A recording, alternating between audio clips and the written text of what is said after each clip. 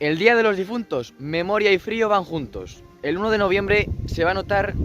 un descenso de temperaturas. Bueno, sí, en verdad también va a ser un día fresco, sobre todo en áreas del norte,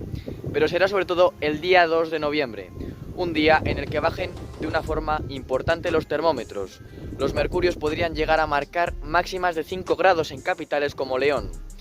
máximas que más bien parecerán ser invernales en áreas del norte e incluso centro peninsular, sobre todo en áreas, por ejemplo, de Castilla y León.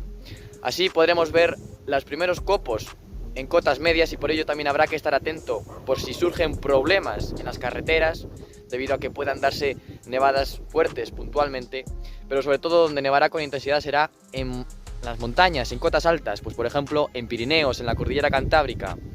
Bueno, el fenómeno del Niño nos está dejando claros efectos sobre todo el mundo. No solo, por ejemplo, en lugares como México, con el huracán reciente que han tenido, el huracán Otis, un huracán que ha sido destructivo en áreas del sur de México, sino que aquí en España, aunque no en forma de huracanes de categoría máxima,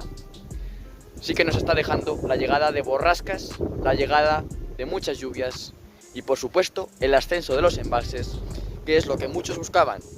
Por fin podremos hablar de la llegada de un momento diferente en el clima y, cómo no, todo esto trascenderá sobre el invierno, dejándonos así una temporada de 2023-2024 más lluviosa y húmeda aquí en el país, en España.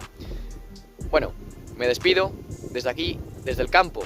en el que estamos viviendo en pleno directo la borrasca, los efectos de las borrascas, con sus lluvias persistentes, intensas incluso, y sobre todo con sus fuertes rachas de viento, para ser sobre todo un mes como en el que estamos, octubre. Un saludo y muchas gracias.